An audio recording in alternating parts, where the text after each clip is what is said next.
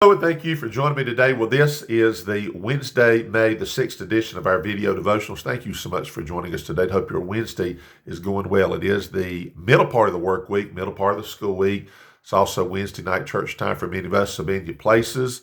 And we're going to be back in our theme that we have going on, which is prophecy. We'll be in Revelation chapter 12. We'll be speaking about those things. So we have like a Bible study format on Wednesdays. Many have that, or sermon format. Some have revivals and different things going on, but be in your places if you can. Or I just want to say thank you for watching. Thank you for comments and acknowledgments. And then I want to say a word about yesterday. This will consume a lot of the time here. Then I've got something that I'll read to you here from Luke chapter 24, verse 8. Find that Luke 24, 8, and it's connected with what I'm about to say. Yesterday, Christy and I went to Raleigh, North Carolina. That's our state capital. We went to the legislative building. And May the 5th, kind of in connection with the National Day or National Week of Prayer. But this was called the Day of the Bible. And I know this is backwards to you, I guess. But this was what I was given because our church had given to a project to have the first American Bible reprinted, a facsimile of the original first American Bibles printed here in America. So let me just say a little bit about that. I was able to hold an actual first American Bible. There's only 25 copies left as far as they know. And there was originally 10,000 printed back in 1782. The story behind that is because we as a nation in 1776 declared our independence from Great Britain. And of course, this is the year that we celebrate 250 years of that. And a lot's going on about that. And I'm really enjoying the emphasis. But that being said, what ended up happening is because the Bibles that we received came from Great Britain, I think it was against the law to actually print Bibles in America that had to come from Great Britain. It was the King James Bible, obviously King James being a king of England, but not that particular king. That was King George at the time.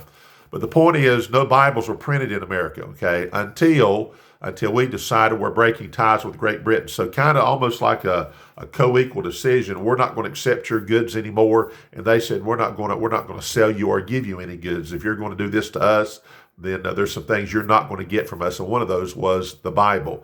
So the United States Congress authorized a project in which Bibles would be first printed. The first printing would be in America. It was by a man that kind of headed this up, a Mr. Atkin. I don't know his first name, but his name was Mr. Atkin. He was kind of connected with Congress, not a congressman per se, but he was kind of in charge of writing down the records and different important items that Congress was speaking about. So imagine then when Congress says we're going to have the Bibles and we're going to print these Bibles, and we're advising that every American read the Bible. Now, this was from the United States Congress. So here's a little card I was given. I was actually able to hold one of those Bibles in a glass case.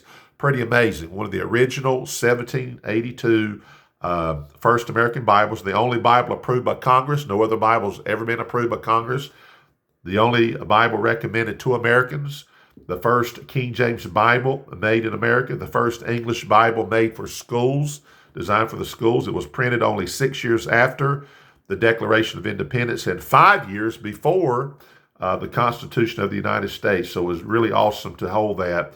And so he's going around the country, hopefully getting to every legislature and just trying to get into schools. So the project that we were involved in yesterday was, I think it was 170 of these Bibles were printed. And every legislature, North Carolina House of Representatives, North Carolina Senators, I think there was one available for the governor, I think the North Carolina Supreme Court. So it was made available. So Christy and I actually delivered to 9 different offices of congressmen a Bible, and we kind of helped do that. And then some, of course, came by and received it. There was actually a special service in I guess what would be the committee chamber where they would hold committees. We were there. I know a preacher spoke and different people and different things, but it was really our privilege to do it. So I want to read to you a verse here from the Bible connected with that. This is chapter 24 of Luke, so this is that chapter that tells us about the resurrection of Jesus. And notice in verse 6, he is not here, but is risen. Remember how he spake unto you when he was yet in Galilee, saying, the Son of Man must be delivered into the hands of sinful men and be crucified and the third day rise again. And notice verse 8, and they remembered his words. So I want to say this. when it comes to the Bible, of course, here's the one that I'm reading from. Here's a Bible that I have in my hand.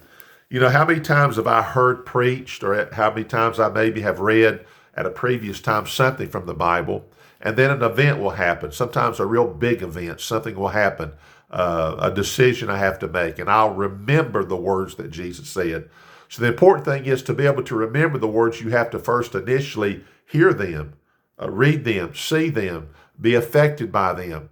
And I'm so glad in my life as I read through the Bible. I read through the Bible and go through the Bible in 1 year's time. In fact, what I'm reading to you now is from a little calendar that I have here. I'll show you that I read from, and I check it off. And basically, it's reading the Old Testament and the New Testament at the same time. And in my reading today, something I've read many, many times before, but I'm remembering some words. And sometimes it's a big event like Jesus resurrecting from the grave, and those men, those apostles being told, those disciples, hey, remember what he said?